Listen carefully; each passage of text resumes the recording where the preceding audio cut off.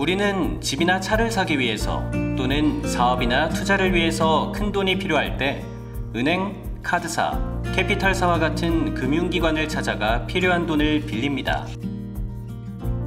이때 금융기관들은 우리의 소득 수준, 재산 상황, 금융거래 내역 등을 기준으로 우리의 신용도를 평가하여 신용등급을 부여합니다. 그래서 우리가 사는 사회를 흔히 신용사회라고 말합니다. 신용등급이 높을수록, 즉 좋을수록 우리는 보다 낮은 금리로 많은 금액을 빌릴 수 있고, 반대로 신용등급이 낮다면, 즉 좋지 않다면 우리는 보다 높은 금리로 적은 금액을 빌릴 수밖에 없을 것입니다. 최악의 경우 돈을 빌리지 못할 수도 있습니다. 회사들도 공장 등의 생산 설비를 확대하거나 다른 회사를 인수하기 위해서 큰 돈이 필요할 때 돈을 빌려서 사용합니다. 이때 회사들에게 돈을 빌려주려고 하는 투자기관들은 회사의 수익성, 재무 안정성 등을 기준으로 회사의 신용도를 평가하고 신용등급을 구분합니다.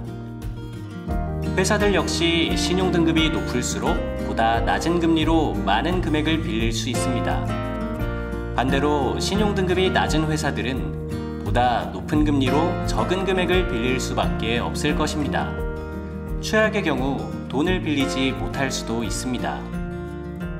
그렇다면 회사의 신용등급은 누가 평가할까요? 회사의 신용도를 정확하게 평가하기 위해서는 회사의 수익성, 재무 안정성 등 미래 현금 창출 능력을 평가하기 위한 전문적인 지식과 노하우가 필요합니다. 그래서 회사들의 신용등급을 전문적으로 평가하고 평가 결과를 시장 참여자들에게 제공해주는 신용평가사들이 있습니다.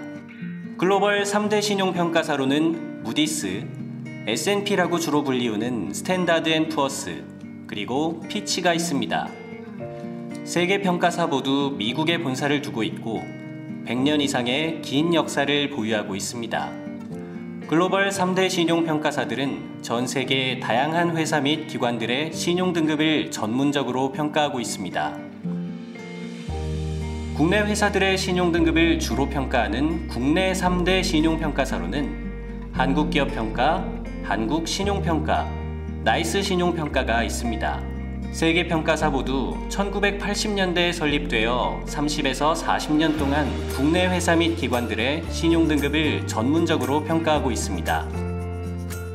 국내의 세 개 신용평가사 중 한국기업평가는 글로벌 신용평가사인 피치의 자회사이고, 한국신용평가 역시 글로벌 신용평가사인 무디스의 자회사입니다. 이를 통해 100년 이상 된 글로벌 신용평가사들의 신용평가 노하우가 국내 시장에도 많이 도입되고 있습니다. 신용평가사는 회사의 신용등급을 어떻게 표시할까요? 개인의 신용등급을 1에서 10등급의 숫자로 구분하는 것과 달리 회사의 신용등급은 A, B, C 등의 알파벳을 사용해 구분하고 있습니다. AA 등급부터 B등급까지는 동일한 등급 내에서도 상대적인 우열을 나타내기 위하여 플러스와 마이너스의 기호를 추가하여 나타냅니다. 미래에 상환하지 않을 위험이 거의 없는 최고 수준의 신용등급을 AAA로 나타냅니다. 다음 우수한 신용등급은 AA+, AA, AA-, 싱글 A+, 싱글 A-로 나타냅니다. BBB+, BBB-는 보통 수준의 신용등급을 나타내고 미래에 상환하지 않을 위험은 낮지만 변동성을 내재하고 있는 회사들이 해당됩니다. 미래에 채무를 상환하지 못할 가능성이 높은 보통 이하의 신용등급은 BB+, BB, BB-, 싱글 B+, 싱글 B, 싱글 B-, 트리플 C, 더블 C, 싱글 C 순으로 나타냅니다. D는 채무를 상환하지 않고 디폴트된 상태를 나타냅니다. 신용평가사들은 현재 평가한 신용등급의 미래 방향성에 대한 전망도 표시합니다. 향후 1년에서 2년 이내에 신용등급이 상향될 가능성이 있는 경우 긍정적, 포지티브라고 표시합니다. 향후 1년에서 2년 이내에 신용등급 변동 가능성이 낮은 경우 안정적, 스테이블이라고 표시합니다. 반대로 향후 1년에서 2년 이내에 신용등급이 하향될 가능성이 있는 경우 부정적, 네거티브라고 표시합니다. 신용등급 수준은 크게 투자등급과 투기등급으로 구분할 수 있습니다. 투자등급은 높은 신용도를 갖고 있지만 낮은 이자율을 갖고 있고, 투기등급은 신용도는 낮지만 높은 이자율을 갖고 있습니다. 이 둘은 트리플 B등급을 기준으로 구분되는데, 둘 사이에는 신용위험, 수익률의 차이가 커서 일부 기관은 투자등급에만 투자가 가능한 규정이 있기도 합니다. 투자등급에서 투기등급으로 신용등급이 강등당하는 것을 폴른 엔젤, 반대로 투기등급에서 투자등급으로 올라가는 것을 라이징 스타라고 합니다. 채권형 펀드에서 폴른 엔젤이 나타날 경우 채권에 투자 가능한 기관들이 줄어들고 펀드는 큰 손실을 보게 됩니다. 그래서 채권형 펀드는 분석을 통해 폴른 엔젤들을 피하려고 합니다. 신용평가사들은 무엇을 보고 회사의 신용등급을 평가할까요? 여러 요소가 있겠지만 기본적으로 개인의 신용도를 평가하는 방법과 다르지 않습니다. 여러분이 친구한테 돈을 빌려준다고 할 때 고려하는 요소를 생각해 봅시다. 그 친구의 월급, 쌓아둔 현금, 남은 대출을 보고 돈을 빌려줄지 말지 결정하지 않을까요? 회사의 신용등급 평가도 이와 다르지 않습니다. 회사의 경우에도 개인의 월급, 보유 현금, 기존 대출과 관련된 지표들이 있습니다. 신용평가사들은 이러한 지표들을 종합하여 빚을 갚을 능력, 즉 원리금 상환 가능성을 도출해내는 것입니다. 하지만 회사에 대한 분석을 하기 전 거쳐야 할 과정이 있습니다. 회사가 처한 환경을 먼저 분석해야 합니다. 큰 환경을 먼저 평가한 후 개별 회사를 디테일하게 분석하는 순서인 것이죠. 이렇게 회사 자체보다 환경을 먼저 보는 이유는 각 산업마다 회사의 특성, 재무 구조가 다르기 때문이고 각 신용도 평가에 중요하게 여기는 기준도 달라지기 때문입니다.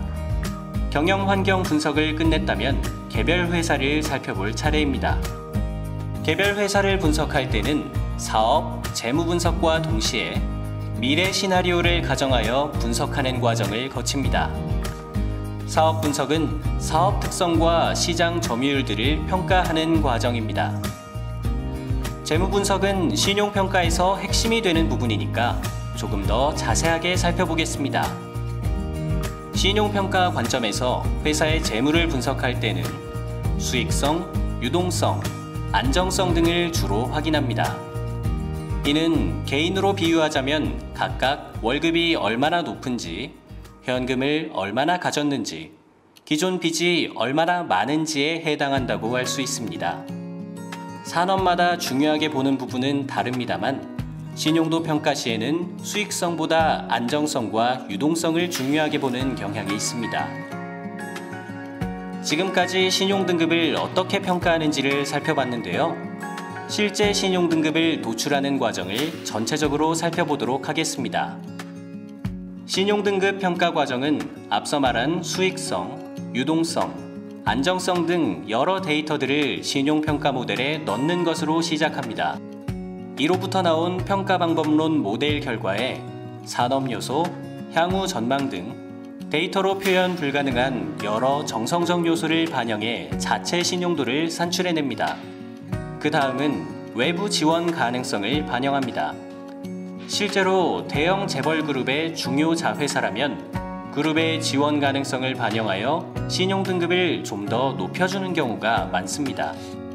이렇게 발행자 신용등급이 나온 후에는 담보 설정 여부와 같은 개별 채권에 대한 평가를 하고 최종 신용등급이 나오는 것입니다. 이렇게 만들어진 회사의 신용등급은 신용평가사 홈페이지에 공시가 되어 언제든지 쉽게 찾아보실 수 있습니다. 지금까지 신용등급이 무엇인지, 신용등급이 어떻게 만들어지는지에 대해 알아보았습니다. 개인 신용등급에 비하면 조금은 생소하지만 기본 논리가 어렵지는 않은 회사의 신용등급, 앞으로 여러 투자 판단에 참고할 수도 있을 것 같습니다. 지금까지 마이다스에셋 자산운용 채권운용본부였습니다. 감사합니다.